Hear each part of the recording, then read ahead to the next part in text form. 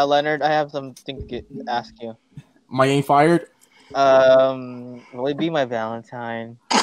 It's April! You should have asked me this 2 months ago! April Fool! And besides, hell no I wouldn't. I already have Valentine. Oh. And Ryan, on the subject, as only being here for a little while, here is my letter of resignation. Same here. That's it. You guys are fired! Fired! Fired! Fired! Fired! Fired! Fired! You're fired! Never look back, no, never say die. Always attack with the warrior cry. Never look back, no, never retreat. Never look back, never say defeat.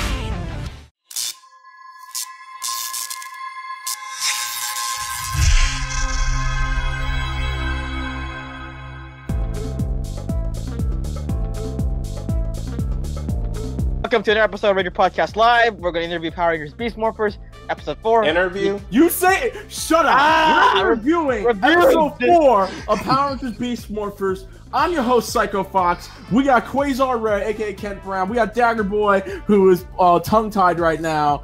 And with all that being said, I just helped you out with that. Because I'm still fresh off WonderCon, so that's why I'm like, when I say interview, I did a lot of interviews, so that's fine.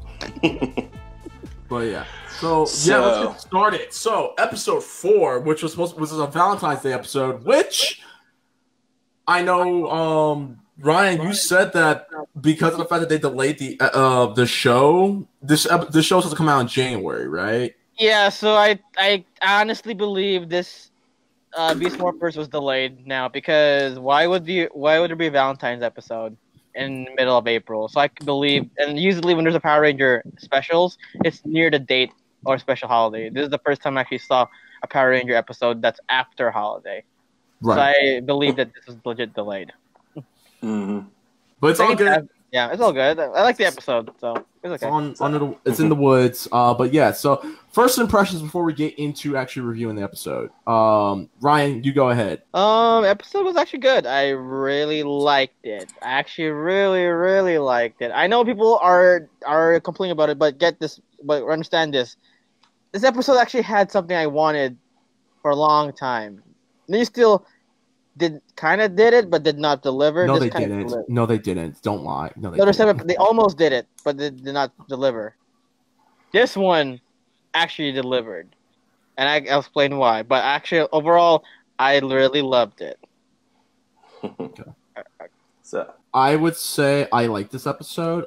I would say out of the 4, it's not my favorite. I still think the previous episode was, because I understand, like, for what we have right now, we're pretty much figuring out more and more on why certain Rangers are these 3 are Rangers. Like the last episode, Zoe pretty much it's pretty much solved the entire economy issue in one episode, which was great.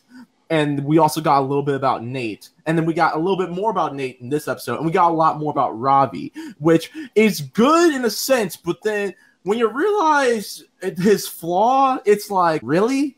No, that flaw is actually, that's what I think. That flaw is very relatable. I mean, because I like it because it makes him human. Because in the past seasons, they literally felt like cartoon characters. I'm sorry. I mean, I love you guys. Dino Charge, Ninja Steel Cast. Shout out to Will and shout out to Brennan and shout out to CR. But their characters felt like cartoon. Their character, even Samurai, their characters were legit like cartoon characters.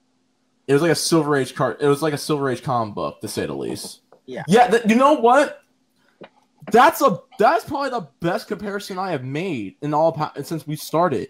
The best way to describe parts of Neo Saban, it's kind of like the Silver Age comic books during the comic book codes and stuff in the 60s and 70s, where they had to go comedic and go silly and stuff like that. You heard it here first! But other than that, like I said, I did enjoy this episode. I just wouldn't say out of the origins that we're getting from these 3, I still think Zoe still has the better story overall. But I do like the whole idea of Ravi and Roxy and how they finally explain, because he's a stickler for rules, he had to dump her. I like that, but Yeah. I'll go more to it. Kent, you go ahead. Overall, it was good. I think it needed a few rewrites here and there, but yeah, we got to see a little bit more of Robbie's character. I think, like I said, it seemed like he kind of gave in a little too easily to what Roxy was saying. And also, Commander Shaw, her role was very reduced in this episode, surprisingly. Like, I was kind of like... sorry. Sorry. Yeah, I was kind of expecting her to, like, even step in or anything, but it was good. I just needed some rewriting here and there. But it did feel relatable. It's a Valentine's Day episode, meaning the show was delayed. We see that Robbie, this Valentine's Day, he left a rose on Roxy's bed, or the little dome that she's in, the little healing tank Dragon Ball Z thing. And then you get a small flashback of them taking a selfie next to a water fountain. Remember that.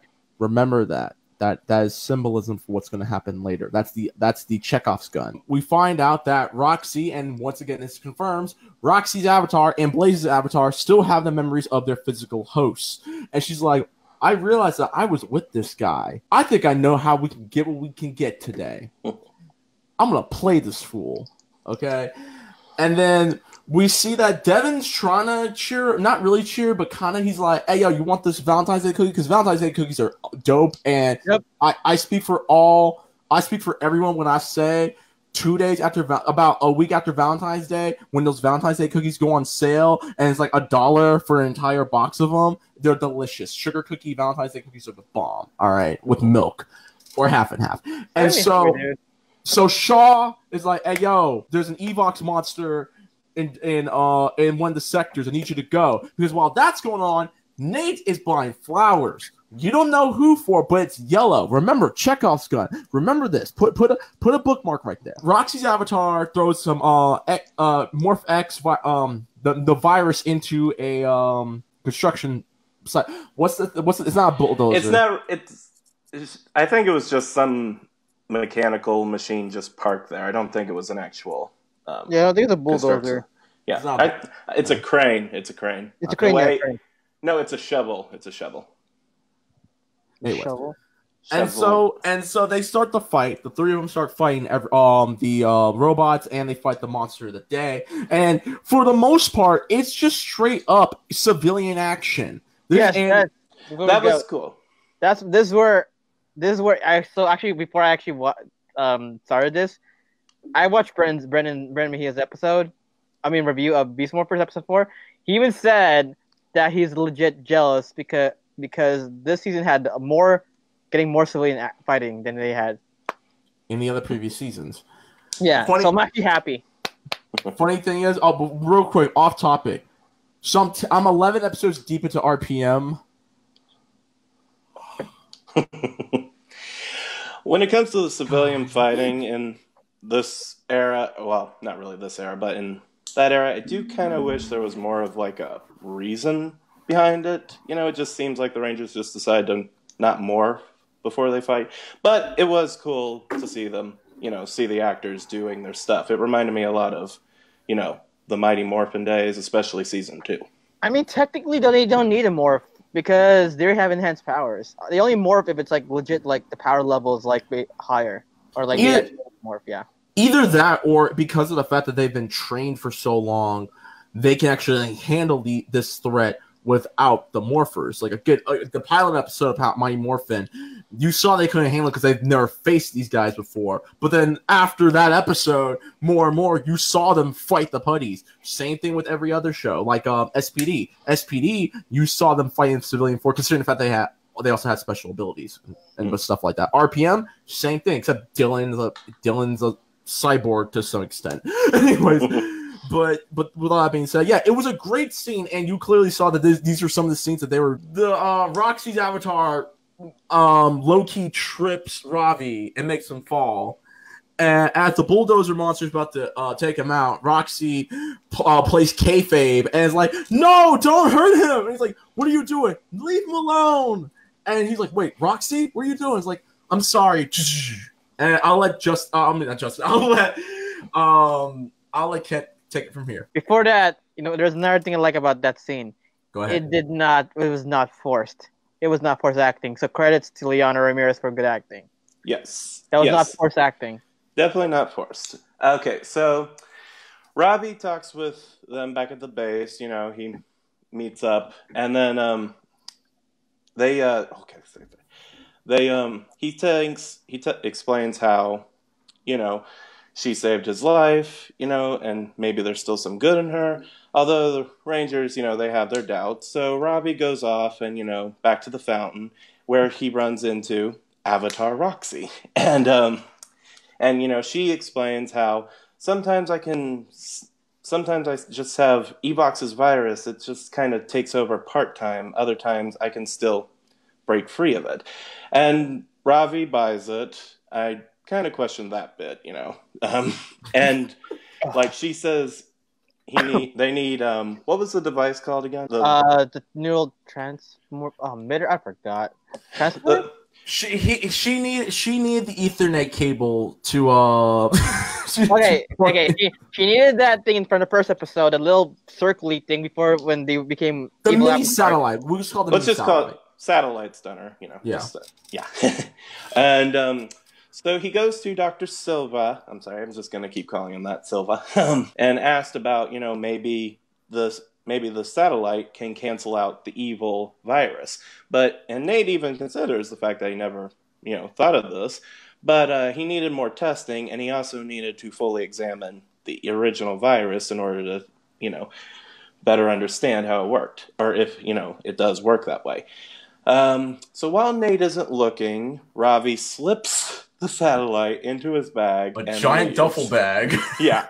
It's kind of surprising Nate didn't, Nate just, turns around and, and doesn't, look back. And so he goes off, he meets him back up at the fountain. And then Zoe and Devin come into the lab and they're going, "Hey, where's Ravi? We were supposed to meet him." And he said, and they realize the satellite's missing, and so they go off and try and see him, and go off and check on him. Oh, before we go that, we missed one thing. So Nate is in trouble. Explain that. Yeah, you forgot that part. Yeah, Nate got in trouble for. In fact, I was going to mention that Nate got in trouble. Because he left Grid Battle Force without telling anyone. And Commander Shaw, she's just like, "Oh, you are too important. You're just going to go out there without it. From now on, you're going to go out there with a buddy. No one else." The buddy system. The buddy system. Oh, by the way, it's called a neural aligner. The neural aligner? Okay. Yeah. And then the monster's name is Shoveltron. There you go. Mm-hmm. Anyway, Commander Shaw was being motherly, but to the wrong person in this episode. Anyway. It's that me like, "Hey, yo, son, I hate to break it to you, but the girl you was with, she ain't good. She an avatar. I'll get to that in a minute. I'll get to that. Let me get to that part." So Ravi gets back to the... So Ravi, he brings the neural aligner. Avatar Roxy, I'm going to just keep calling her that too. She, she's like, "Oh, now we can be together." And then suddenly, the monster comes up, grabs Ravi, and he's like, "Now we'll be together as evil avatars." And so they get right, and so, the device gets ready to, the device suddenly, like, somewhat, Roxy's able to Wingardium Leviosa and gets ready to turn Ravi into evil avatar. Then Devin and Zoe show up, and then they get ready to fight, and Devin stays behind to take on the foot soldiers while Zoe and Ravi go to take on the monster. And what's funny, Zoe kind of had like that Neo Saban era of talking during the fights. Oh yeah, It was partial. I can give her that. I know. I wasn't too bothered by that though. Yeah. But what was kind of, I don't know if it was amusing. Maybe Ravi was feeling so down that he couldn't bother to say anything during the fight. I don't know. That's, well, when your doppelganger girlfriend tries to play you and turn you into an avatar, I mean, I wouldn't want to say a damn thing too. I'll be pissed. I'll be legit. I would say what I really before we continue, I want to say this.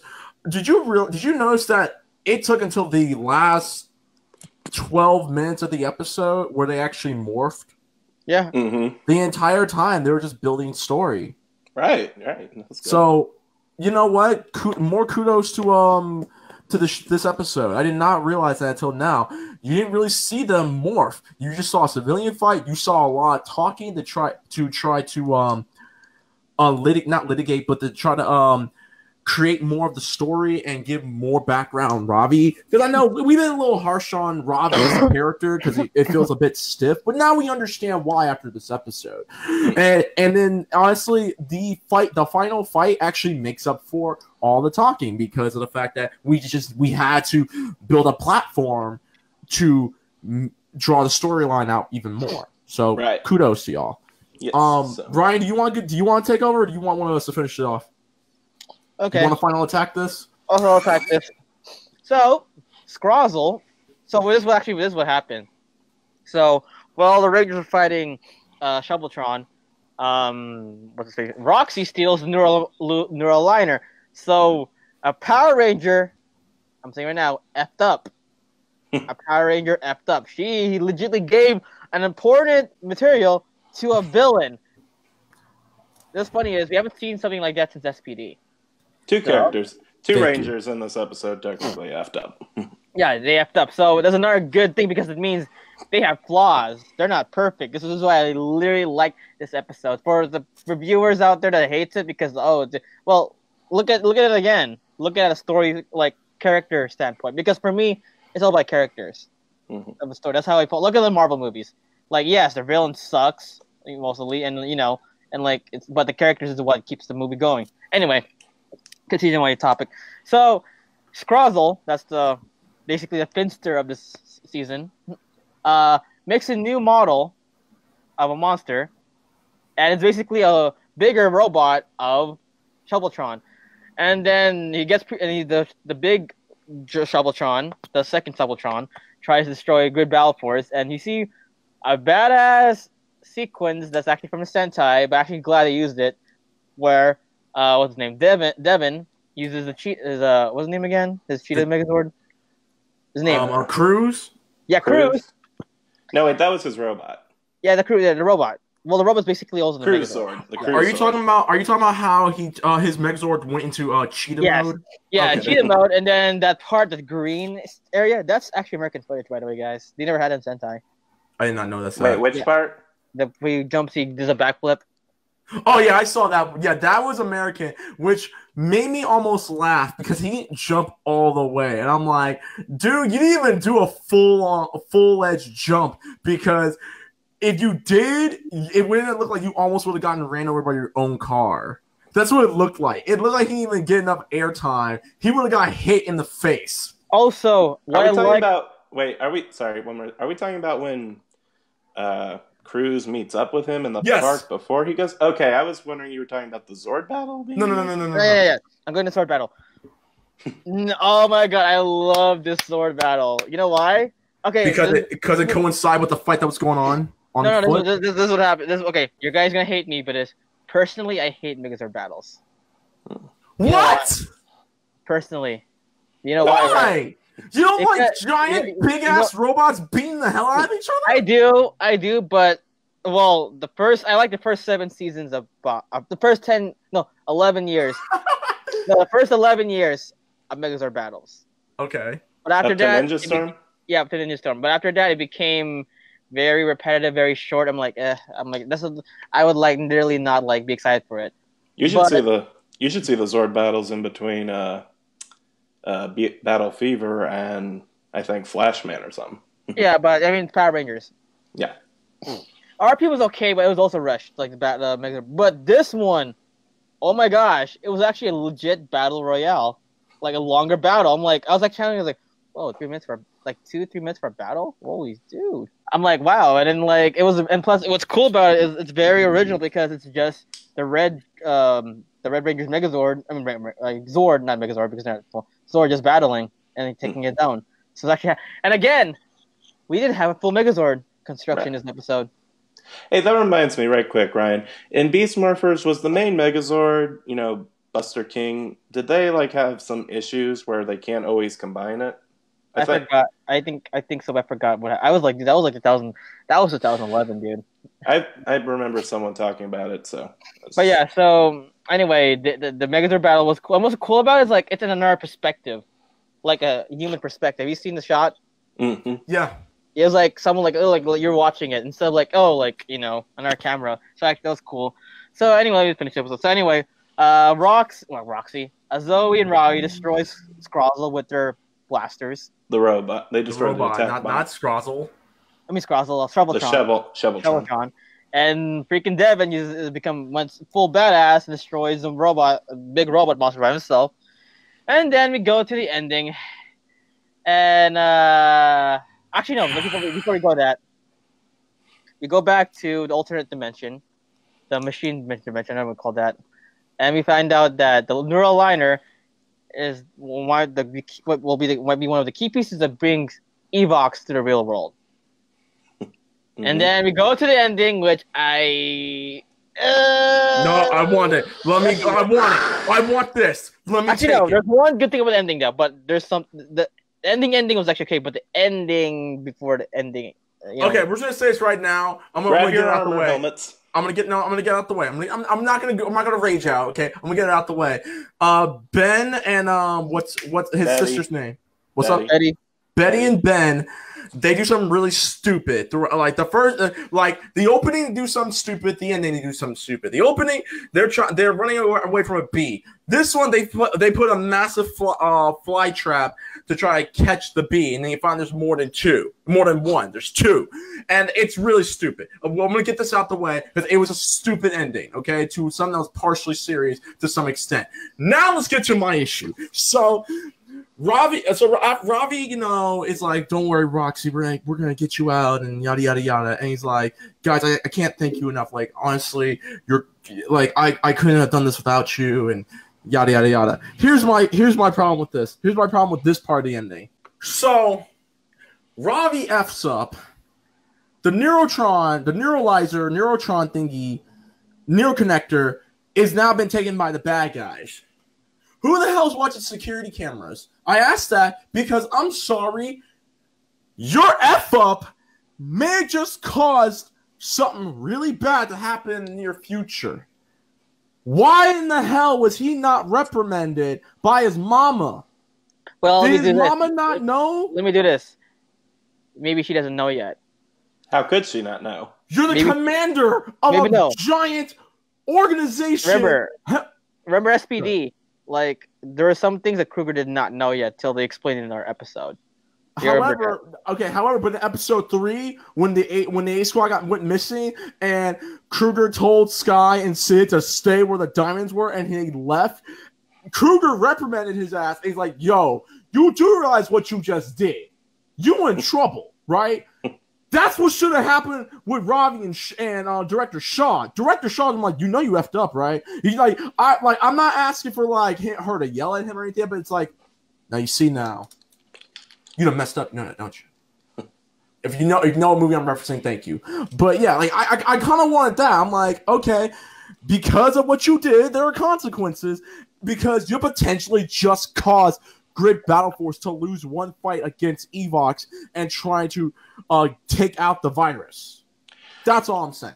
True. It could also be that maybe Ryan's right. Maybe Commander Shaw just doesn't know about it yet. Maybe she didn't get all the details of the battle. Yeah, remember, once Evox is free, they might explain how to become free.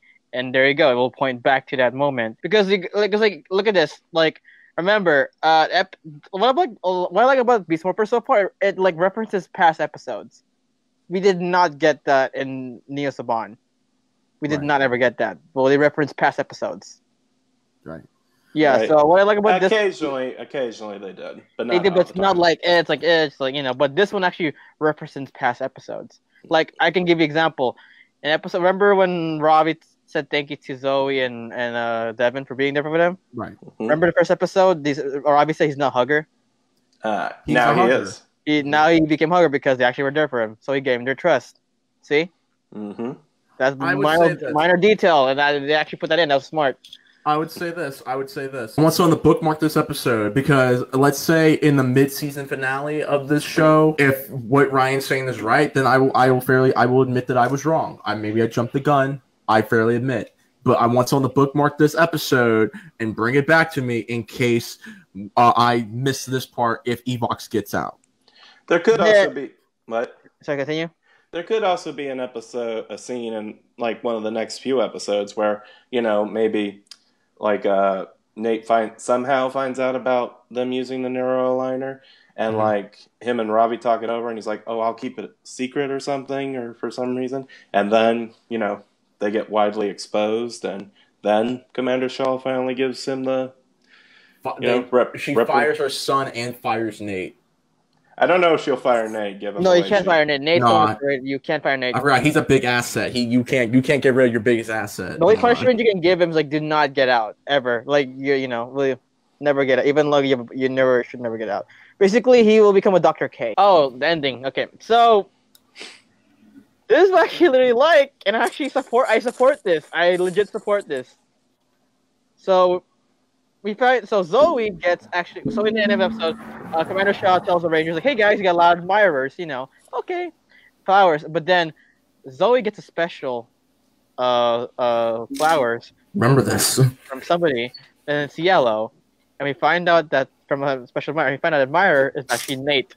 Now, minor plot point. This is where I actually like this part. You know why? They legitimately set this up in the previous episode. Right. Like with the talk with Zoe and Nate, because Zoe was the only one that actually comforted Nate. Right. Because Nate had no friends, so of course, and like, aw, and it's like, really? And then now this makes sense that he has feelings for her.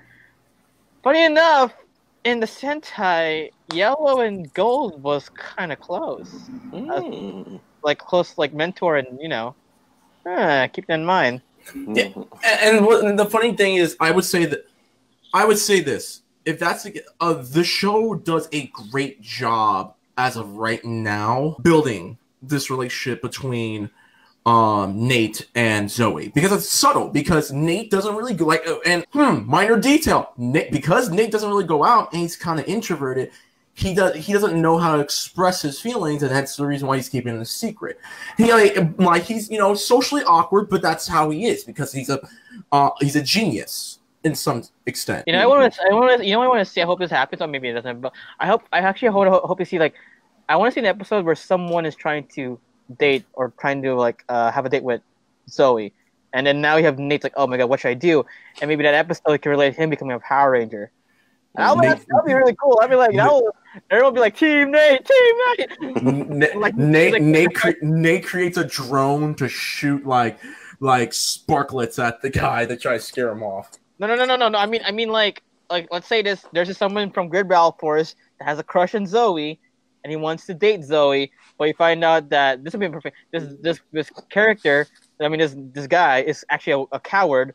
So when the monster's trying to kill Zoe, you see Nate trying to save her, trying to kind of pseudo sacrifice. We find out he uses his morpher. Maybe he's the Gold Ranger. I don't know if he's the Gold Ranger, and becomes a Power Ranger. And there you go. Yeah, I just give you an episode idea. I think we may have just predicted what's going to happen. Oh my god! I do kind of hope that if this should continue. This should build up. Nate having a crush on Zoe, but it shouldn't be. I don't think apparent in every episode. Remember Jake and Super Megaforce? It was always that was so forced. I don't. I wouldn't know because I didn't watch Megaforce. So okay, Megaforce, maybe even kind of similar to, Joel's relationship with Miss Fairweather back in Lightspeed. They were adults, man. We knew he was trying. We knew he was trying to hook up with her. So yeah, there would be episodes where Joel, where it would focus on Joel and him having a crush on her. But sometimes there'd be a number of sometimes there'd be episodes where they wouldn't address it. So I think it should be kind of similar to that. Yeah. Yeah, Okay, but yeah. So anyway, out of overall this episode, I'm gonna say it right now. I don't care what you other Power Ranger you network think of me, but I'm saying it right now. I give this episode 10 out of 10. I'm serious. I give it a 10 out of 10 because because yes, I had flaws, but the thing is, this episode was really well done. Like he showed emotion to these characters, and they actually had feelings. They feel like human beings. They did not feel like cartoons. And again, the minor details from the previous episodes help make this episode good. But I seen some. I don't want to say anything, but I seen some reviews out there oh, it's horrible. What were they thinking? And yada. It's but the thing is, did you watch your previous episodes? They set this up perfectly. Even Brandon said this episode was really good. You watch your previous episodes, it helps set it up there because there's a setup. Don't forget, the old Saban era never had that. Well, old Saban, not Neo. Old Saban had this. They did set up. That's why I like this again. Even Disney, they literally set up this episode. And then the thing with Nate, people are saying I seen a review out there saying Zoe and Nate having a crush on Zoe feels forced. It doesn't. You watch this episode, Zoe was the one that actually comforted him. See? Yes. All right, so we got 10. So Kent, what about you? I give it a 8 out of 10. It was good. It felt like these felt like real characters. Like Ryan said, it didn't feel like they were cartoony or anyway. My main issue with it is, well, not really main, but one of my issues with it. This episode feels like a perfect fusion of that episode in Power Rangers Zeo where Mondo sent down that monster to trick the Rangers, and that episode in Ninja Storm where Mara tricked Dustin into becoming into giving her the power up. I think they should have leaned more towards Ninja Storm in that they made it kind of a mystery that Roxy was gonna play him. Yeah, maybe hint at it being that he was that Roxy was gonna. It's we don't really know. The audience doesn't know. Because, in Zeo, Mondo is constantly going, oh, we're just going to trick the Rangers. This is going to go perfectly. They're totally on our... we totally have them deceived, if they made that more of a, like I said, a mystery, it would have been, more shocking. And it would have been, I think that would have been a little better, Make it more similar to Mara's episode and not so much the Zeo episode. My other issue is Commander Shaw. Her role was very reduced in this episode. We don't even, I was telling you guys earlier, they don't even have a scene she says, they're your Valentine's stuff. Go have fun. We don't have a, there wasn't even a simple line where she stops Ravi before they leave and just we will talk about this later or something, And that was my main problem with it. But overall, good. I don't know if I would say it's my favorite either. Maybe it could be number 4 in the ranking so far. I don't know. Anyway, Leonard, or Psycho Fox, I agree with what you said. I give it an 8 as well. Don't get me wrong. I think the more as we talk about the little details, I think that's the thing. Because of the fact that we kind of scope through these details, I think that maybe that's one of the reasons why some people who reviewed this kind of had a hard time enjoying this episode and stuff like that. Because at this point, you have to pick the details out, because if you can't find these details from the previous 3 episodes, then you could get lost in a shuffle. So, but at the same time, like what Kent said, you did not have to tell me that Roxy was going to play this fool, okay? We could clearly tell that she could have done it, or you could have just left it a mystery, just like they did in Ninja Storm and stuff like that.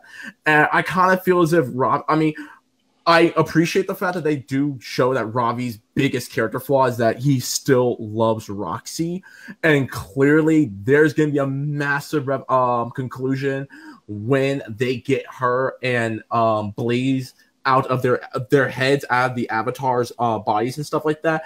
It's going to be a great moment because you're slowly building to their reunion, and maybe Ravi can finally bend the rules of not dating in a military-esque organization. But you didn't have to spell out the fact that she was going to play him like a damn fiddle. I'm sorry, I had to make the Metal Gear reference. But and I also had a problem with like, I'm gonna turn you into an evil avatar. Like, you don't have to say you're an evil avatar. Just say you're an avatar. Just leave it at that. You don't have to say evil avatar. Like, no. Hey, it makes sense. There's an avatar that can be a good guy or a bad guy. You have to make it detailed. Hey, at least it's detailed. That's what I like about it. It's detailed. But you don't have to. You don't have to address the. You don't have to address the fact that you're evil. You don't have to address the fact that you're evil. And they're wearing all black. We know they're evil, Ryan. If they were wearing white, that would be a different thing. These fools are wearing black. Hey, they're wearing black. They're evil. We know that. And then you complain that there was not that much detaility in Ninja Steel. At least this has detaility. Yes, but at the same time, we already know they're evil. They're wearing black. Okay? Darker colored versions of the red and yellow Beast Morphers. We know. This might sound hypocritical. I understand. Hypocritical. Okay, but at the same time, you do not have to say you're evil. Just say you're an avatar. That is it. Evil. We can look at the detail of your clothing to know you're evil.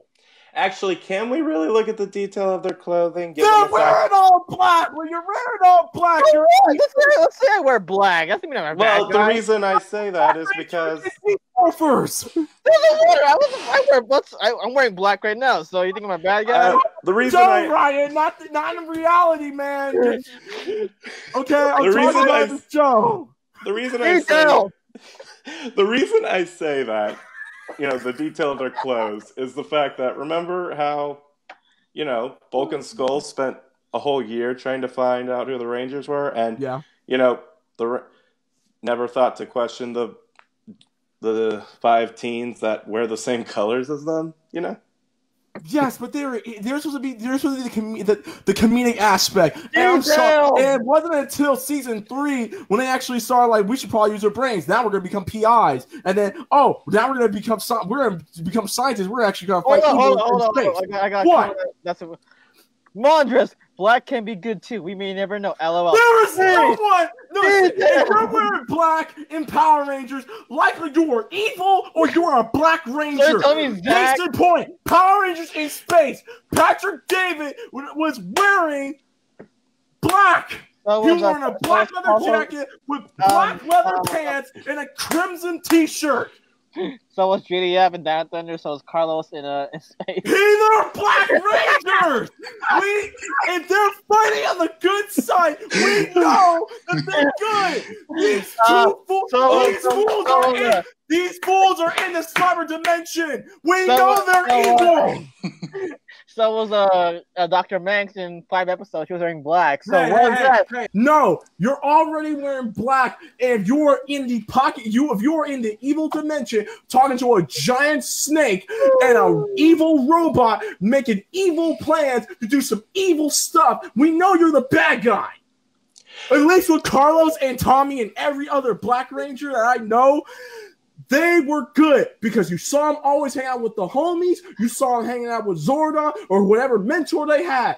Okay, we know they are good guys. With Blaze and Roxy, they are in an evil dimension with a giant effing cyborg snake and an evil dude making evil plans. Evil stuff. Astronema when she was wearing black all the time. So yeah, she was in love with that one episode. That doesn't count. But then they turned her into the Borg from Star Trek: The Next Generation.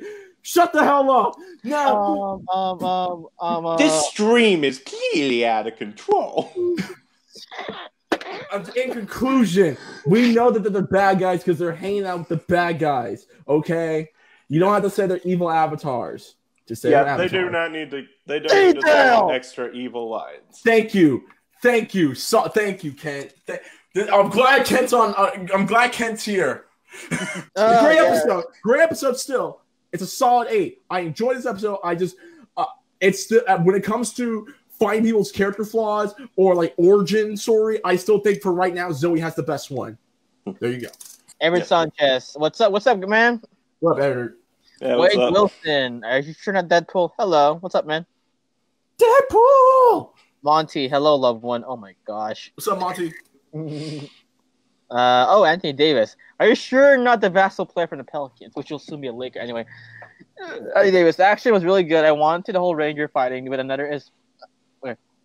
The action was really good. I wanted the whole Rangers fighting while another is fighting in his Zord. Also, I think Robbie wanted Hope. Even if she wasn't the real one, he still wanted to save her regardless. He even broke the rules, which she normally doesn't do that, my friend. It's good. I told you! I told you! No, Ryan, I agreed with you. I think that was a great character flaw that they did put. I'm not disputing that whatsoever. I just still think that the way compared to what this and Zoe, I think Zoe's tackled a bit more better. That's all I'm saying. But I still love the fact that they did this because it's like you remember Lincoln from Agents of S.H.I.E.L.D. How he was trying to do whatever it took to save Daisy Johnson. That's what I felt, and I like that. Moving on. Oh, Jen is here back from the dead. Smiley emojis. Hey guys. No, bring Noemi back. No, God dang it, no. I got an idea. Where's the gun? Where's the gauntlet? Get the gauntlet. I lost it. We've all kind of lost it in this one. Hi, Jen. Anthony Davis. Jen, we do miss you. Anthony Davis. Also, Evil Roxy must still want Robin, turn evil so they can be evil couple to gross out Scrozzle and Blaze, blah. But serious, though, I love that they try to turn him into an evil avatar again. Love connections to past episodes. See? Again, like what Anthony said, again, like why reason why I like Beast Morphers, the details in the past, they're setting them up. The minor details. Basically, that's a Marvel formula, and that's what we're doing right now. So. Mm-hmm. Actually, I forgot to mention that. Maybe, wouldn't it be cool if, that became kind of like a personal goal for Avatar Roxy to, get Robbie. Turn them evil and they become an evil couple, an evil power couple. Right. Yeah, maybe that'd be a good swerve if they did that.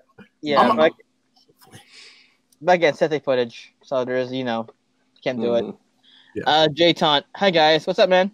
What's up, Jay? Well, they filmed a lot of original stuff, and they could turn one of Escape's costumes blue. Anthony Davis. And finally, a longer monster battle. I gotta start irritated on how easy these monsters are. They got destroyed too soon in the past 2 episodes. Yeah, it's a longer monster battle. That's what I liked about this episode.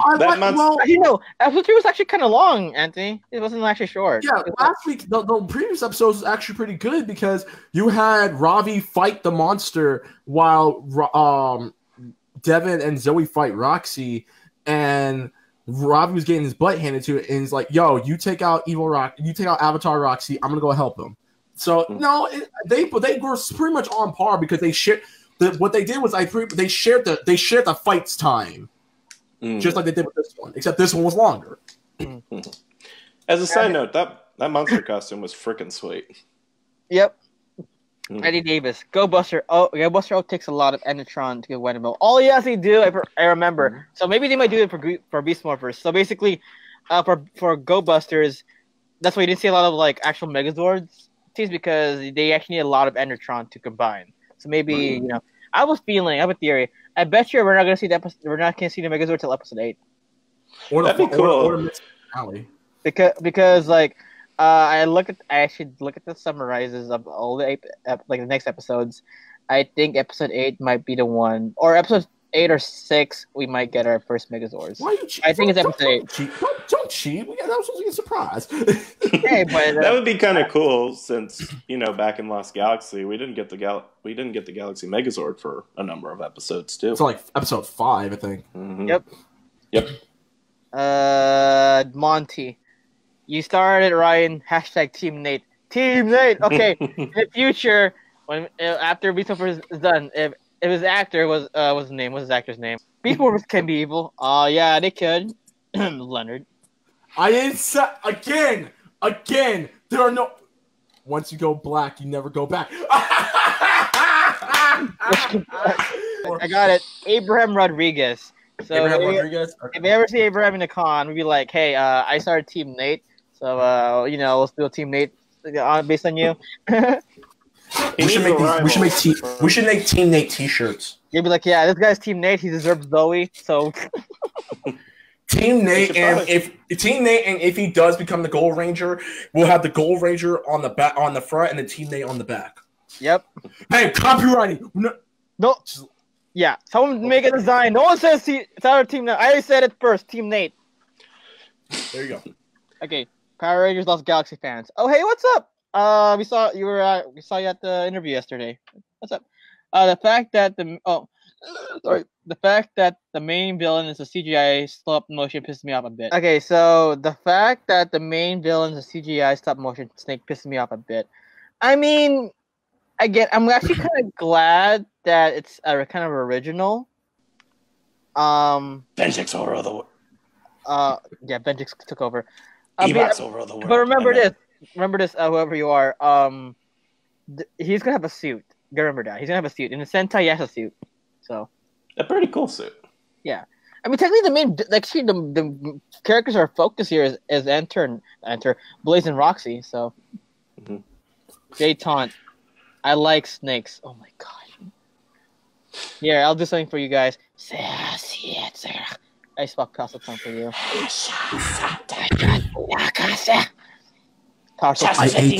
I ate his liver with some fava beans and a nice Chianti. Calm down. Monty, I like good snakes, but not evil snake. Oh my gosh. Okay, there was a good black snake in Megaforce, so it's good or evil Leonard. I'm so done. Oh! For the last time! Yeah!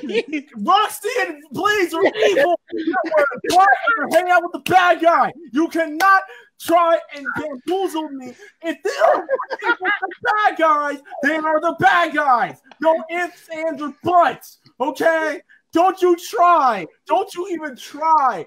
Hey, Leonard. Yes. Was Kendricks really dead? Yeah, Kendrick's really dead. Yes, he was dead. That's fucking blown up. Just like Scott's brother. We saw Scott's brother get shot down in RPM. Oh. Eric was wearing black. And yeah. Oh. Wait, who's Eric? Quantum Ranger. That was part of his special forces suit. He's a Silver Guardian. He's a cop. That doesn't count. I mean, I'm joking. No, that doesn't count. Okay, he's a good guy. No, time out. He's not even a good guy. He's an anti-hero. He's Virgil. He's Vegeta. Okay, he's on edge all the time. Maybe that's why he married Taylor. Oh, by the way, Alvin doesn't support that hate idea, so don't say that. I know. I saw the interview. Hey, Alice, if you're watching this in my spin-off fan fiction of Power Rangers Wild Force that follows Merrick and Zanaku, I did confirm you and Eric in the show did get married. I'm sorry. Oh, I have another one for you wearing black. And y'all have a kid. And Mystic Force, the one of the Titans was wearing black, and he was a good guy. We're talking about two people who are with the bad guys in the evil dimension, ready to unleash an entire virus, a Trojan horse malware combination to put it mixed simply, with Skynet. I'm talking something that when Alex Jones was spin his head over. I'm just saying. In Mystic Force, the Mystic Force, the Titan was wearing all black, and he was a monster. But he was a good guy. Was with the bad guys, but became a good guy, and because he had heart. So that beats your argument. We're having two humanoid avatars working with the bad guy to unleash a virus into the world. We're not talking about magic. We're talking about science. Damn it. Okay, to put it simply, Scorpina, she had a very bright costume. She was evil. Oh my god. Look. Lord... Scorpina is now a rehabilitated villain. Okay. Shouts to Scorpina's actual actress who are really dope. Nadira has been wearing all white. Yeah, she's a kind of a... Nadira fell in love with Lucas. That's what made her change the era of her ways and realizing her dad was tripping out. Okay? You got any more? Yes! Bunk him. You try to give me the Goldar and Rito, keep in mind, they lost their memories when the Machine Empire attacked Rita's fortress, and that's why they were working with Bulk and Skull for a good Actually, 25 plus episodes. Actually, that was because of the Zeo Crystal, not because... That too! Yeah. Anyway. Put it simply, black is not the number one color of evil. You know? You're wondering when Astrama swapped bodies with Ashley and in space. Keep in mind, she still had some sort of amnesia because she was abducted as a child. That's the reason why. And then when she started falling in love with Zane, partially, kind of, sorta, she started feeling a bit more. Argument done. I won. Did you just seriously kick me out of the lobby? Leonard? I'm gonna kick your ass, Ryan. It'd be hilarious if you walked right out that door and then suddenly ended up in Ryan's room and was kicking his butt. I would, too. You should live stream it. Oh, yeah? I found Scorpina social media like the Japanese actors. Oh. All right, guys. Whew, this went long. Thanks to the debate. But anyway, guys. It was entertaining, though. We should do something like this in the future. But anyway, guys. All right. Okay, guys. No. You really do not want us in the debate room, guys. Maybe a Power Morphicon next year. We'll probably do Maybe a Morphicon. We can schedule that. Hopefully Scott will schedule. Anyway, all right, guys. Welcome. All right, welcome. Guys. Stop. Thank you guys for a new episode. Thank you guys. This is a new episode of Embrace Your Podcast Live, episode 4 of Power Rangers Beast Morphers Digital Deception. This Saturday there's a new episode this coming Saturday, right? There's no more breaks. Okay. So we'll be reviewing Hopefully no more breaks. There'll be a new episode this coming Saturday. We'll be reviewing that episode next Monday. Another great episode of Power Rangers Beast Morphers. Sorry for everyone who's wearing headphones and listening to me and Ryan rant this entire time. But yeah, guys, thank you guys very much. And we'll start plugging social media. So you can find us on our Facebook page, Morphin Networks. Type in facebook.com/MorphinNet. And you can find us on our Instagram page at MorphinNet. And you can find us on our YouTube page, Morphin Network. Now, you want to get a hold of any of us, you can find your boy right here, Reckless, on Twitter, Instagram at @Reckless_Fox. Find it on our YouTube page, Reckless_Fox. Find all my latest gaming content on twitch.tv/RecklessFox. And be sure to follow me on SoundCloud.com/ScruckleGame for all your new episodes of the Scruckle Game Podcast, where we talk about the gaming industry. Till then, Ken, where can they find you? You can find me on my regular Instagram account, Brown_K30, as well as my regular Facebook account, Kent Brown. And Ryan, where can they find you? You can find me on Instagram, DancerBoy247. And also, guys, keeping a lookout. I just came from WonderCon. A new blog will be coming out soon this week from SoCal Retro Gaming Expo. Hope you guys will love it. And yes, some interviews come up soon. And yeah, hope you guys like it. And Kent. Go ahead. You saw what you're saying? Go ahead. No. Oh, and Kent, explain where you're going next week. I mean, this Saturday. I will be attending our Morphicon Express in Pasadena, Texas. So yeah, guys. No way. So Ken will be representing Morphin Network at the PMC Express. Say hi to him. If you see a guy wearing a Morphin Network T-shirt and doing some filming, that's him. All right, guys. Wait, one more. This tomorrow, if you're watching a pre-recording, if you're watching this recording right now, Tuesday is a special episode of Morphin Gaming Time because I'm playing Power Rangers Battle for the Grid. So be on the lookout on our YouTube page. There will not be a Morphin Gaming Time this Thursday. We're switching it to this week for Tuesday. We'll resume regular schedules next week. But tomorrow on the PlayStation 4, I'm going to be playing Power Rangers Battle for the Grid. So please DM us your PlayStation Network usernames. If you want the hands, I will gladly give you these hands. There you go. All right, guys. See you guys. Hopefully, yeah.